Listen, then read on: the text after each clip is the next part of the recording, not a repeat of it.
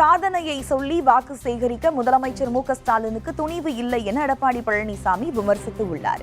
பொள்ளாச்சி நாடாளுமன்ற தொகுதியில் போட்டியிடும் அதிமுக வேட்பாளர் கார்த்திகேயனை ஆதரித்து அதிமுக பொதுச் செயலாளர் எடப்பாடி பழனிசாமி தேர்தல் பரப்புரை மேற்கொண்டார். அப்போது பேசிய அவர், நதிநீர் பிரச்சினைக்கு குரல் கொடுக்க பாஜக தலைவர்கள் மறுத்து வருவதாகவும், தமிழ்நாட்டில் எந்த காலத்திலும் பாஜக ஆட்சிக்கு வர முடியாது என்றும் தெரிவித்தார். மாநில அரசின் திட்டமான ஆனைமலை நல்லாறு திட்டத்தை மத்திய அரசு எப்படி நிறைவேற்றும் எனவும், மாநில அரசின் திட்டத்திற்கு பாஜக மாநில தலைவர் அண்ணாமலை எப்படி வாக்குறுதி அளிக்க முடியும் என்றும் பழனிசாமி கேள்வி எழுப்பினார். மேலும் ஹெலிகாப்டரில் வந்து இறங்கி ரோட் ஷோ நடத்தினால் பாஜகவிற்கு மக்கள் எப்படி வாக்களிப்பார்கள் எனவும் எடப்பாடி பழனிசாமி வினவியுள்ளார். இந்த தேர்தல் பிரச்சார மேடையிலிருந்து பேசுகிறேன்.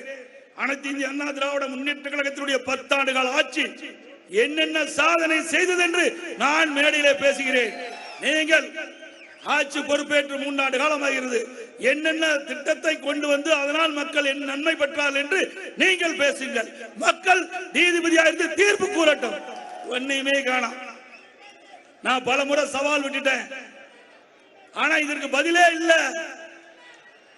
ஆனா அதுக்கு மாறாக என்னை அவதூறாக பேசுவது, இழிவாக பேசுவது, இப்படித்தான் திரு ஸ்டாலின் தேர்தலுடைய பரப்புரை இருக்கின்றது.